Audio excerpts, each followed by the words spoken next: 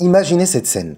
3 étudiants, qui ont passé la nuit à faire la fête, arrivent le lendemain totalement incapables de passer leur examen.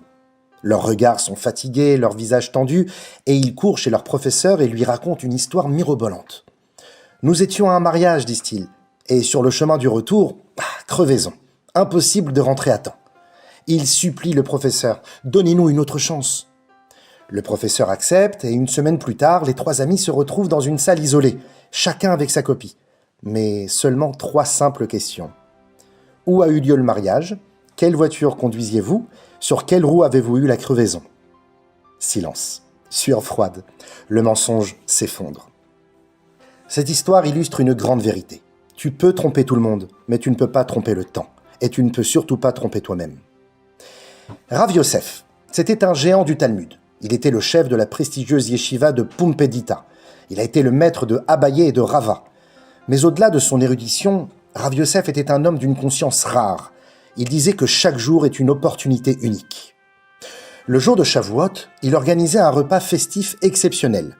Il demandait qu'on lui prépare un veau raffiné, le plus spécial, et il disait cette phrase étonnante et énigmatique. « Si ce n'était pour ce jour, combien de Yosef y a-t-il sur le marché ?» Une question surgit immédiatement. Pourquoi parler du jour et non de la Torah elle-même? Pourquoi ne pas dire « si ce n'était pour la Torah que j'ai étudié et non pas pour le jour ?» Rashi vient à notre secours et explique « ce jour où j'ai étudié la Torah, où je me suis élevé ». Parce que le message qu'il veut transmettre est bien plus profond. Rav Yosef ne parle pas uniquement du 6 Sivan, il parle de chaque jour. Il dit « si je n'avais pas su tirer le maximum de ce jour, de l'instant présent, je serais un Yosef parmi les autres sur le marché. » Pas de grandes promesses, pas de demain. Chaque jour, Rav Yosef se levait avec la conviction que c'était aujourd'hui qu'il allait faire la différence. Il ne repoussait pas, il ne cherchait pas d'excuses. Il savait que la grandeur se construit dans les instants concrets, pas dans les intentions floues. Juste avant la fête de Shavuot, chaque année, nous lisons la paracha Bamidbar, dans le désert. Et les sages s'interrogent, pourquoi la Torah a-t-elle été donnée dans un désert? Pourquoi pas dans un endroit majestueux, comme le Kinneret, les montagnes de Jérusalem, le Carmel? Le Rabbi Lubavitch apporte une réponse bouleversante. Le désert, c'est le premier endroit disponible. Et quand il s'agit de recevoir la Torah, de se connecter à quelque chose de grand, on ne remet jamais à plus tard. On ne doit pas dire « quand je serai prêt, quand j'aurai le bon cadre, le bon moment ». Non, on commence là où on est, même si c'est un désert, même si c'est sec, inconfortable ou désorganisé. Car si tu attends le moment parfait, tu ne commenceras jamais. Et c'est cela que la Torah nous apprend. Commence maintenant, même dans le désert. Un homme, simple mais sincère, vint un jour voir le rabbi de Lubavitch. Il voulait s'approcher de la Torah, se rapprocher de Dieu, et il dit au rabbi « J'ai envie de changer, je veux faire quelque chose, mais je ne sais pas par où commencer. Je veux bien faire, je veux le faire à fond, mais j'attends le bon moment. » Le rabbi le regarda avec bienveillance, il ouvrit un tiroir, en sortit une pièce et la déposa dans la main de l'homme. Surpris, l'homme demanda « Rabbi, c'est pour moi ?» Et le rabbi répondit calmement « Non, c'est pour la tzedaka. Mets-la dans la boîte en sortant d'ici. Et souviens-toi, tu viens de commencer. » Ce jour-là, l'homme comprit une chose essentielle. Le changement ne commence pas par un plan, il commence avec une action, un pas, maintenant. Une histoire bouleversante, vraie, transmise par le Rav Zouché Wolf, raconte l'impact inattendu d'un choix au bon moment. Yaakov Frank, c'est un haut fonctionnaire israélien. Il est le petit-fils du grand Rav Tzvi Pessar Frank. Il rend un jour visite au rabbi de Lubavitch à la fin des années 1970. Le rabbi lui demande « Tu es le petit-fils du Rav Frank? Raconte-moi un souvenir à son propos. » Yaakov raconte « Dans les années 1920, un jeune Américain étudie à la yeshiva prestigieuse de Hebron. Son père, inquiet de la situation en Palestine, demande qu'il rentre expressément. Le directeur de la yeshiva, le Rav Mendel Epstein, sollicite alors le Rav Frank pour écrire une lettre rassurante au père. Le Rav s'engage, le jeune homme est en sécurité, laissez-le à la yeshiva. Mais en 1929, survient alors le massacre de Hebron. 67 juifs sont assassinés, dont 24 étudiants. Le jeune Américain est parmi les victimes. Le Rav Frank ne s'en remettra jamais. Il porte en lui une douleur profonde, celle d'avoir, sans le vouloir, exposé un garçon à la mort.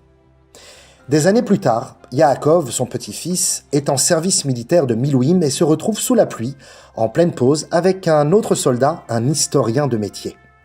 Et en parlant, il lui raconte son drame familial. L'historien est bouleversé. « Mais tu n'es pas au courant ?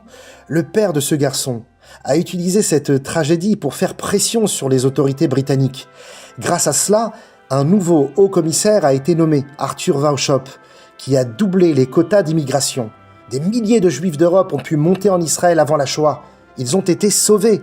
Et plus encore, ces immigrants ont constitué une force essentielle pour la guerre d'indépendance. Sache que ce garçon, par sa mort, a sauvé des milliers de vies. » Yaakov est bouleversé. Il quitte tout pour monter à Jérusalem raconter cela à son grand-père. Sa femme lui suggère d'attendre Shabbat comme d'habitude, mais il insiste. « Je dois le lui dire maintenant. » Il raconte tout cela à son grand-père. Le Rav Frank écoute, les larmes aux yeux, et lui dit simplement « Merci, mon petit-fils, d'être venu tout de suite. Merci de ne pas avoir attendu. » Le lendemain matin, Rav Frank quitte ce monde. En entendant cette histoire, le rabbi dira « Voilà pourquoi je dis toujours, n'attendez jamais pour faire une bonne action, pas même 1 heure. » Avant même que les Juifs ne sortent d'Égypte, avant même de recevoir les 10 commandements, Dieu leur donne une première mitzvah. Non pas la mitzvah de Emouna ou du Shabbat ou de la Kashrut, mais celle-ci.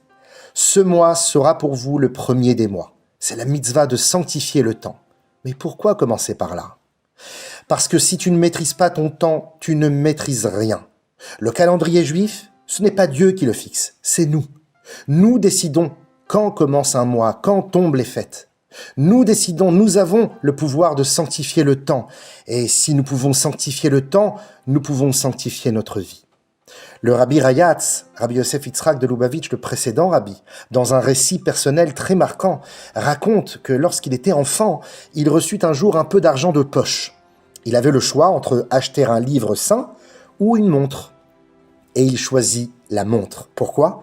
Parce que, dit-il, c'est la montre qui me rappellera d'ouvrir des livres. Un livre t'élève, mais une montre te réveille. Une montre te rappelle que le moment passe, qu'il faut agir maintenant. Sans la conscience du temps, même les plus belles intentions restent dormantes. Il y a quelques années, un enseignant de lycée en Amérique remarqua un élève toujours triste, en retrait, silencieux. Un jour, il s'approcha de lui et lui dit simplement « Mon garçon, tu sais, je suis content que tu sois là. Tu as ta place ici, tu comptes. » Le garçon le regarda, surpris, puis il sourit timidement. Des années plus tard, ce même enseignant reçut une lettre de ce jeune homme qui disait « Ce jour-là, j'étais sur le point d'en finir. J'avais prévu de ne pas revenir chez moi. Votre phrase m'a sauvé la vie. Juste parce que vous l'avez dite ce jour-là. Merci d'avoir parlé avant qu'il ne soit trop tard. Alors tu veux changer ? Commence maintenant.